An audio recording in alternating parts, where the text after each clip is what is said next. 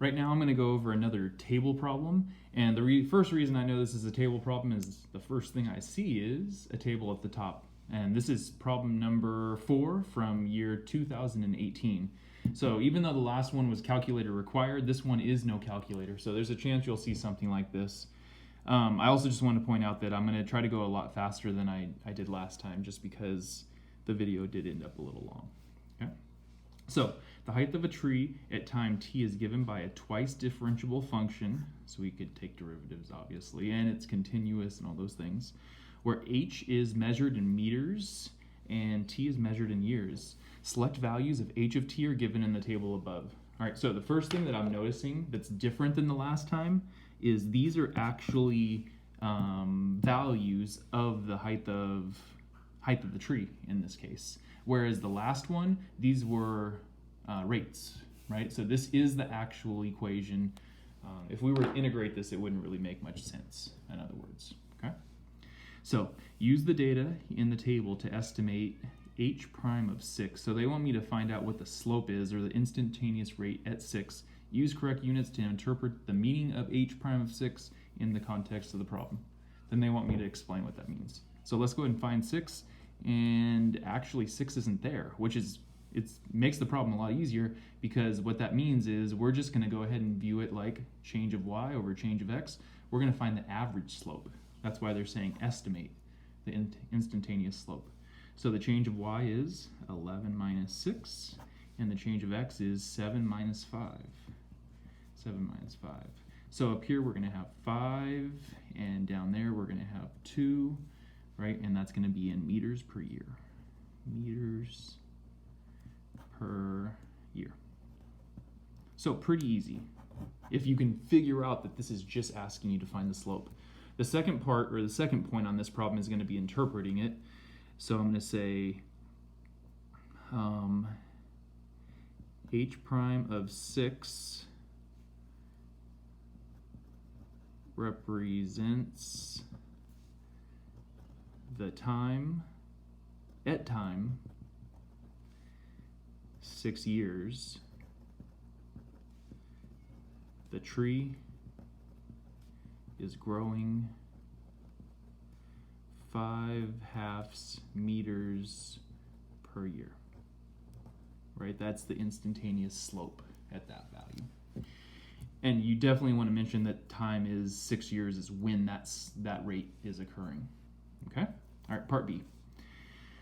Explain why there must be at least one time. So even the way this is starting, I could already tell it's going to ask me most likely mean value theorem, or to quote the mean value theorem or intermediate value theorem, yeah, from time is 2 to 10, so over the whole interview, and they're telling me that the instantaneous slope is 2. So can I find, somewhere in here, can I find average slope of 2?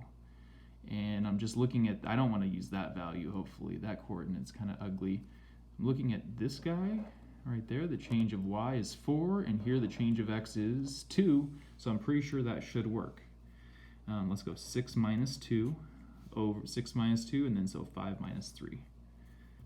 5 minus 3, and change of y is 4, and the change of x is 2. So this is an average rate of change of 2.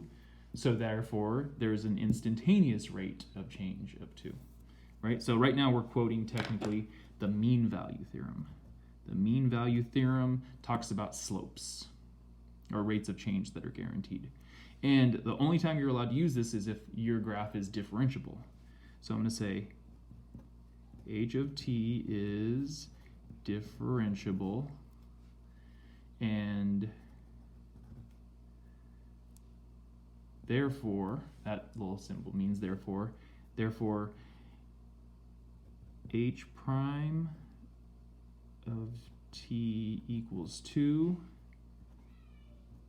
exists because in the interval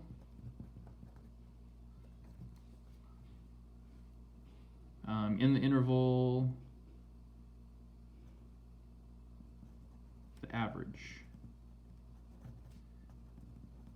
slope is 2.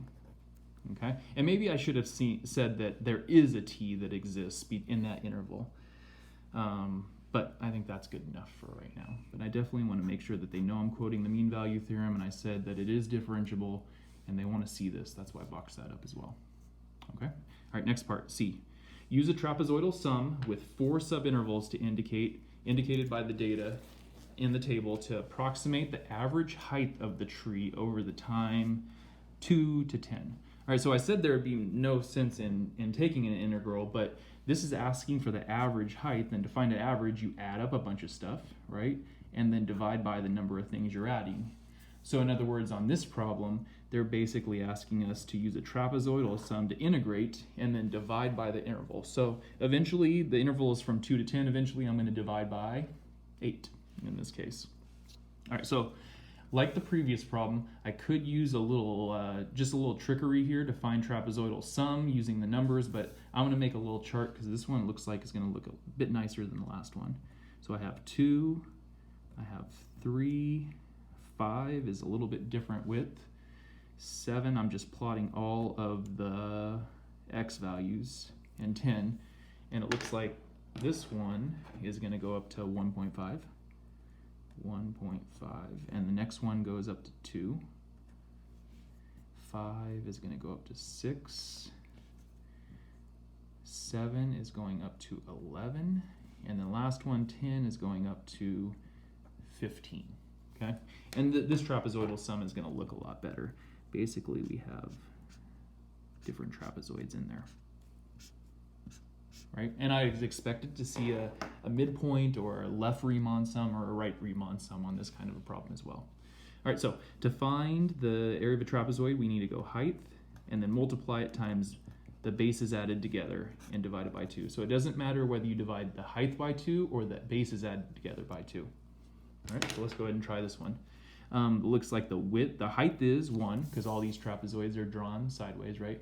The height is 1, and then 1.5 and 2.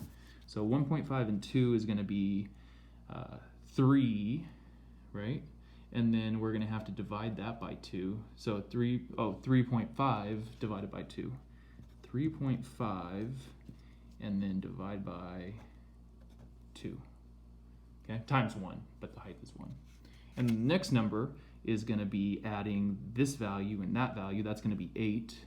So 8 divided by 2 is 4, and the height is 2. I'll write some of this down. I have 8, and then I have to multiply by 2 and divide by 2.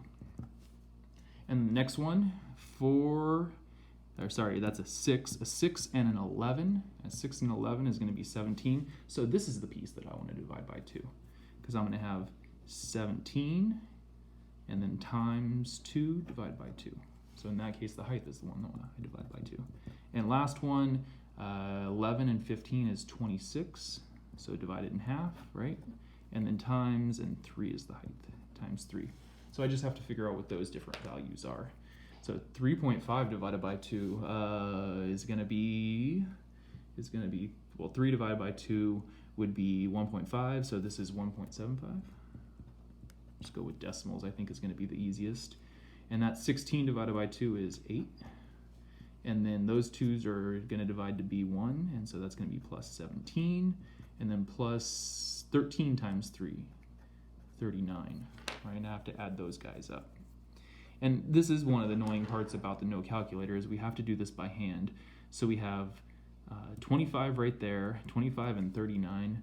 25 and 39 is 64, so that's going to be 65.75. 65.75, and remember, we were supposed to find the average height of this, so that means I want to take that value and divide it by 8. And the average height of this is, whatever that is, I don't have to do the long division on it, meters. Okay? And the last one is D. Let's go ahead and read it together. The height of a tree in meters can also be modeled by the function g, given by, and they're actually giving us the function g. So this one's a little bit different just because, of course, they're introducing a completely new function that we know nothing about, right? Where x is the diameter of the base of the tree in meters, when the tree is 50 meters tall. The diameter of the base of the tree is increasing at a rate, so they're giving me the rate. This is the diameter. The diameter in terms of time. So maybe d over dt. That's the diameter. Oh, they actually provided me letters before. Let's go ahead and read the rest and then try to figure out how to label the thing. According to this model, what is the rate of change of the height of the tree with respect to time in meters per year? So they want the rate of the change of the height at the time when the tree is 50 meters tall. So they're saying 50 meters tall. Let me go ahead and try to organize some of this information a little bit. So what does G actually represent?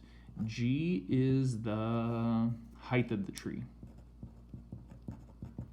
right? And X, what is X in this problem? That means X must be the diameter. X is the diameter.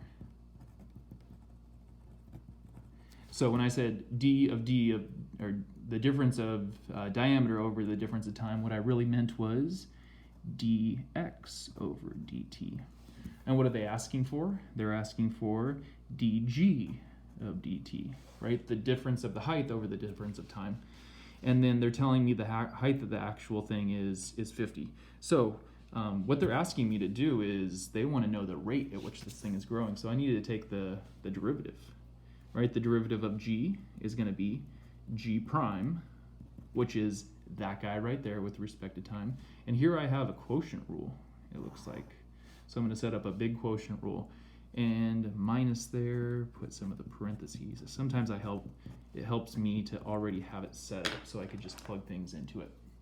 And first one, derivative right away. Derivative is going to be 100, and then with 1 plus x written down, right? But this actually is with respect to time. So when I take the derivative of 100x, it's going to be 100 with an x prime right there. Let me make that more distinguishable. And then the next part is the derivative of this, 1 plus x. The derivative of 1 is gone, and the derivative of x is going to be x prime with the 100x written in there. Last part, square the bottom, and away we go, right? Boom.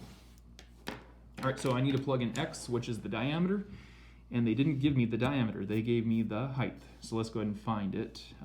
Diameter is right there, right? If I have this guy is 50, that's the moment they want. 50 equals 100x over 1 plus x, and I'm not smart enough to be able to do this in my head, so we're going to cross multiply. 50 plus 50x equals 100x.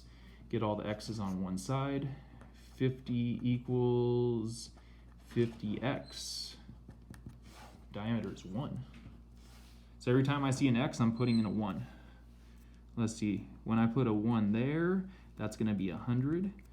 When I put a 1 here, that's going to be a 2. When I put a 1 there, that's going to be a 2, and I'm going to square it, so it's going to end up being a 4. And the other part was x prime. What was x prime? X prime, they told me, was 0.03. X prime, 100 times 0.03, move the decimal 2 spots, right? So that's going to be 3 when I plug it in, right? 100 times 0.03. So in the long run, what's this going to be?